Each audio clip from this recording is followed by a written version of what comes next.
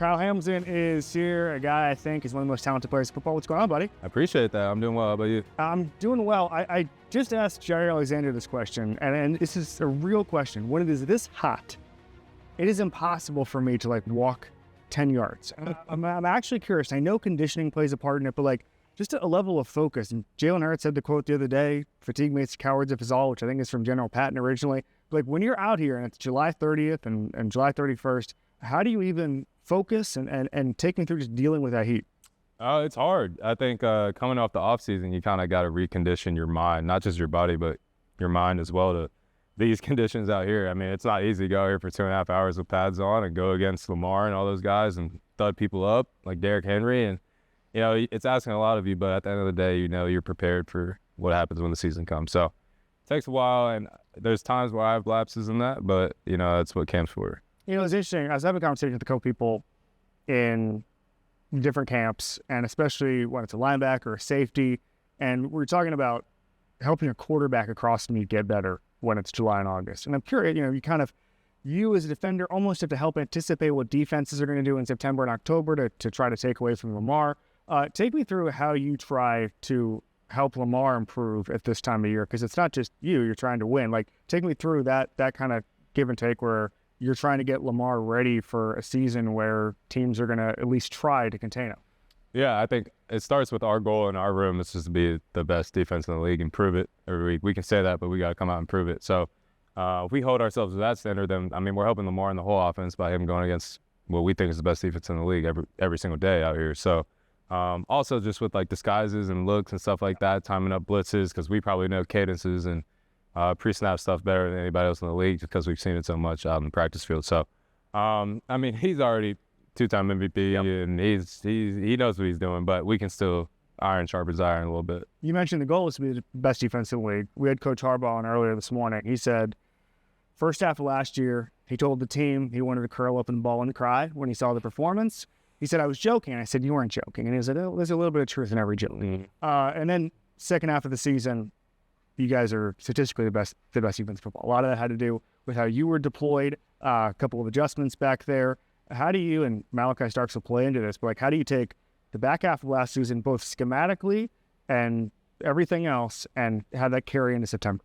Yeah, I think we learned our lesson through about week 10. Just you can't play in this league and not be on the same page with everybody on the defense. Took us a long time to figure that out, unfortunately, but luckily we did. And that's not just a Kyle Hamilton going to play safety thing. That's a front four communicating with the backers on fronts and knowing where to line. And then Darius Washington, who unfortunately got hurt, coming in and doing his thing as well and communicating in the corners and all that stuff. But if we allow ourselves to go out there and play fast, I think that's something that benefits us a lot, like last season towards the back end. So I think that's something we need to carry into next year. Just know what we're doing so well that we can just play fast and not think about it. I know you said Starks was ahead of where you were, light years ahead of where you were when you were a rookie. He had a funny quote on a podcast a couple of weeks ago with the media team, the in-house media team, where he said, "Whatever Kyle Hamilton does, I'm just going to do the opposite on the opposite side of it.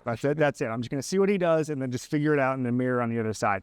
But just take me through what this can actually look like on the field, where you're doing your job, he's doing his job, and what dimension that gives you schematically. Yeah, that's funny that he said that. But, I don't want it to be like hey, Malaki, I'll take the blitz. You can do whatever over there. He's capable. He knows enough to make plays and all that stuff. So I think the more he does, the better it's going to help our whole defense, because we're not going to be able to kind of pinpoint what we're doing and who's doing what. I think in the past we've kind of become that a little bit, where I would take blitzes, I would cover this and that, and you kind of get a feel of what's going on from the offense. That's just my perspective. But having somebody like that who's willing and able to do everything that Coach Zio and everybody in our DB room ask of Malaki, he's well on his way to doing that. So he can do more than just the opposite of whatever I'm doing. I can sometimes do the opposite of what he's doing. I like that. You mentioned just the defense and just all the changes. Is there a newcomer outside of Starks that's impressed you so far? There is. We have a deep DB room, I think. I know there's going to be some tough decisions upstairs come end of the third preseason game, because there's just a lot of talent in our room. There's under the radar guys like Ruben Lowry, who probably no one really knows. He's been balling. There's some backers too. Jay Higgins, Teddy Buchanan been playing well. All the guys up front. Fub, Mike Green from our side of the ball. And then offensively, I think there's guys like Keaton Mitchell. We started to see him coming back into form, and a couple of linemen, stuff like that. But it's always cool to see bright spots like that because this is a hard league transition too, and I know that from experience. So see people come in like that and make those cut day decisions hard, I think it's really cool to have. So everybody in the room is going to be successful, I think, and I think we really do. Big picture question, but Coach Harbaugh was saying that he doesn't like the Super Bowl or bust narrative because, yeah, it's Super Bowl, you're talking about it, you have his expectations, but the bust, he doesn't want to view it like that because so much of it is the process. And I guess, kind of summarizing what he said, if you're too worried about January, September and October can be, the sacrifice. How has he been messaging that as far as like it's process over? Because you guys are hearing so much, and I know you're gonna say, "Oh yeah, I just ignore the noise." Like you're hearing so much, whether you're on social media, whether you're just throwing on the radio, and hey, well, how are they gonna go over the hump? How do you juggle that Super Bowl goal with just the process of every day getting better? I think it was the first day at camp. He put something in the team meeting on the board, and it pretty much, to summarize it, it was describing how everything is done gradually and then suddenly. I don't know if you already knew that or he mentioned that to you. Ernest Hemingway quote. That's what it is. He's not. Ernest Hemingway. He is not. But yeah, gradually, then suddenly. And read the whole poem, I think, or excerpt or whatever it was. And but it's kind of interesting. That really hit home with me. Like you're gradually grinding throughout camp, throughout the season, throughout the playoffs, and then suddenly you're Super Bowl champions. And I think the gradually part is probably 99% of anything that you do. And then suddenly it's like, okay, cool. Like this is what we all wanted at the end of the day. But I think that's one thing to try not to make it as black and white as Super Bowl or bust. And I think we've learned something in the past 3 years that I've been here.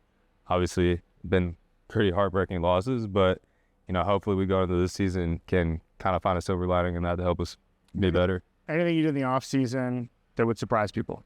Other than get engaged, not surprising, your photo op. Went on a golf trip. Are you a golfer? I am a golfer. Okay. Where'd you go? Went to California with a couple high school buddies. Played Paso Tiempo. Got on Cypress. Hey, Cal. Cypress. I've already told the story like 30 times, but I love telling it. Pebble Beach, Spyglass, Spanish Bay. Played the Hay, which is like Tiger Woods' little par 3 course, really cool. That was cool.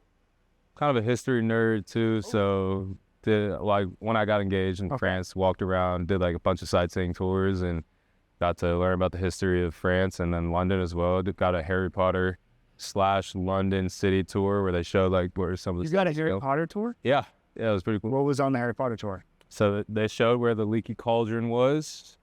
They also showed like Diagon Alley and a bunch of other things that they filmed, and like the Death Eaters flying. I probably sound like you're super nerdy. No, please. But the Death Eaters like flying across the London Bridge or the river, and the lady, I forget her name, very sweet lady. Great lady. Pointed all of it out, and it was really good. Well done. Amazing. It was well done. Yeah. If I'm at what level, not Harry Potter, not history, but when you mentioned being a history nerd, what part of history intrigues you the most?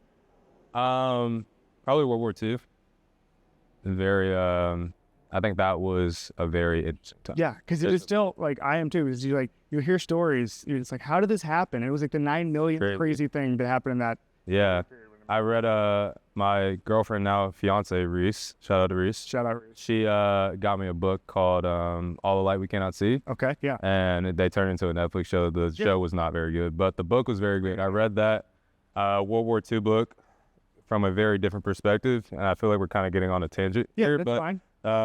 Good book. If you're a reader and you like World War II, go check it out. And Harry Potter. Yeah, Harry Potter. The Harry Potter tour. Yeah. Haven't read the books, but watch the movie. So I'm gonna start I have a 2-year-old, so I'm gonna start with him when he's ready for like 3 and 4. All right, Kyle Hamilton. Thank you, buddy. Thank you.